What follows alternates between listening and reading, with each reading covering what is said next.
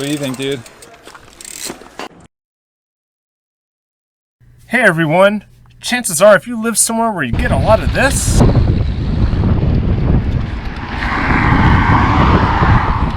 man, this kind of sucks. And wish you had more of this.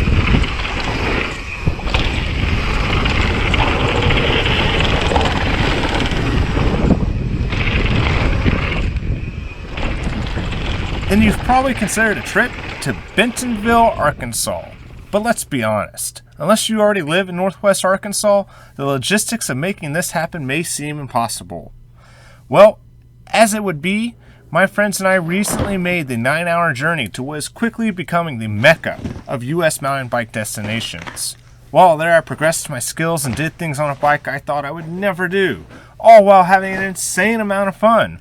But I also learned a lot about traveling and biking in Northwest Arkansas. So I'm hoping with these tips I can help encourage you to make the journey to this incredible bike destination. Just one quick disclaimer before I start. My friends and I were only there for 3 days and therefore only visited 3 trail systems: Slaughter Pen, Kohler Mountain Preserve, and Lake Leatherwood. I'm told there are many other great places to ride, but for the purposes of this video, my experience and knowledge only extends to those 3 trail systems and the Northwest Arkansas Metroplex. So with that out of the way, let's get into tip number 1. One thing I noticed while visiting is there is a very strong police force presence, like everywhere. Not at all saying that is a bad thing. It wasn't like my friends and I were harassed or anything like that. And I would assume that as long as you're a reasonably decent human being, you'll be glad they're there too. Instead, I got the vibe that there is a very low crime rate, which is great for when you're driving around with a really expensive mountain bike attached to your car. Because let's face it, our bikes can be easy prey for someone to snatch up when we aren't looking. Not to mention that when we just leave our car unattended for hours at a time while we bike, it's nice to know that it sits there unguarded in a safe town. Tip number 2, pace yourself. Look, just accept it. Unless you're going to be there for 2-3 straight weeks, you can't ride everything in one trip. One mistake my friends and I made was we tried to ride every trail Slaughter Pen has to offer the first day we were there. This of course strained us for the rest of the trip, and we would all agree there wasn't the same amount of lift in our legs for jumps, climbs were more difficult than they should have been, and we just didn't have the same spirit we did the first day. Lake Leatherwood does offer a cheap shuttle service, but Slaughter Pen, Kohler, Back 40, and pretty much every other area out there, you're going to do your own climbing, so just keep that in mind. A helpful tip I can offer is to split your climbing days up with a shuttle day, and do what you can to save those legs. Which kind of brings me to my next point. Tip number 3, you're gonna have to pedal downhill. Listen, these trails are amazing, but they are working with limited elevation. Northwest Arkansas is not a lift service bike park that has 2,000 plus feet of elevation to work with. I really don't think I rode anything with more than 400 feet of descent. Because of that, I feel the architects tried to do as much as they could with what they had and then expect you to do some of the work as well, especially on the jump lines. I don't tell you this to bum you out, trust me, everything is fine. But you may have to do a little more work than you might be used to in order to hit certain jumps and features at the right speed. All of this said, I should also point out that it was fairly windy while we were there, and because it was still winter, there was little to no coverage from the tree leaves and other plants. Plus, like I already mentioned, we had wore ourselves out pretty good the first day, and we may just haven't had anything in the tank. Still, I would expect to have to pedal downhill more than you may be used to, which again leads me nicely into my next point. Consider an e-bike. Yeah, I'm well aware of the silly stigmatism about e-bikes. And look, that's a debate I'm willing to have for another time and place. So, if you're one of those purists that can never get behind e-bikes and consider them the sinful love child of posers and noobs, then this tip isn't for you. So just skip ahead about 30 seconds. However, if you are even the slightest bit open to the idea of trying an e-bike, then I'm not sure there would be a better time to do so than on your Bentonville trip. I've already covered how wearing yourself out is easy to do here, and if and when that happens, consider renting an e-bike. I didn't think of the idea until it was too late, but I will definitely be considering it the next time I'm in Bentonville. They were cheap too. I saw shops that would rent them out to you for $60 a day, which is about how much it would be to rent a regular full suspension bike. And trust me, you will definitely get your money's worth. And depending on where you rent at, you might be able to ride straight from the shop to the trails and not even have to worry about loading up your extra heavy mountain bike. So save those legs and get an e-bike one day. Number 5, get an Airbnb. Yep, they're the best. And so many of them in Bentonville actually cater to mountain bikers. I'm sure I don't really need to get into all the advantages of an Airbnb, so just know that no matter who you are, there is something affordable and 10 minutes or less from the trails. But if you really prefer a hotel, then don't worry, this town has got you covered as well. Which again, leads me to my next tip. Number 6, Bentonville is a full-on bike town. Just in case I haven't made it clear already, biking is big in this town. Like, part of their identity big. It's also a big part of their economy. They really want mountain bikers coming from all over the world to ride their trails. Not only do they perfectly maintain hundreds of miles of trail, but I was told they also build about a mile of trail a week. And I believe this, since it seemed like everywhere we looked, they were building new trail. Yeah, that's not happening across the street there? Oh, that's yeah. all just highway construction. Oh, is it? Yeah. It looks like a trail. Yeah, it looks like it, yeah. But it's the town's enthusiasm for bikes that really got me. Every local I spoke to was super nice, eager to answer questions, or just talk bikes.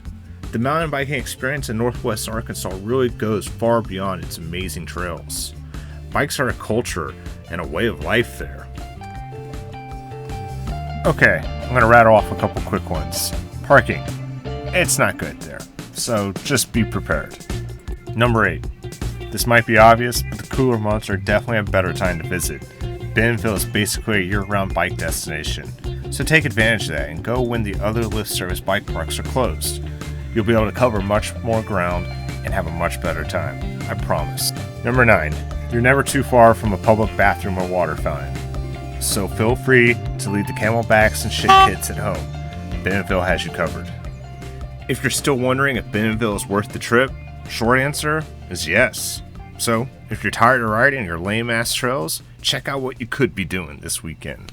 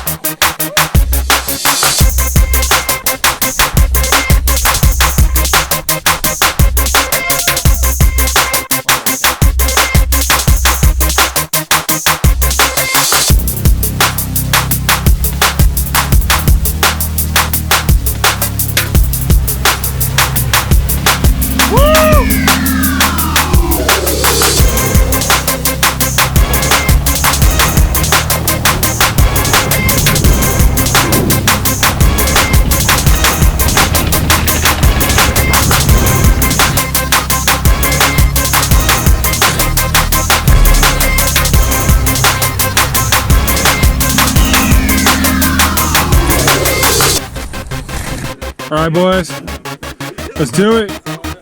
You guys ready? Let's do it. Fall and run.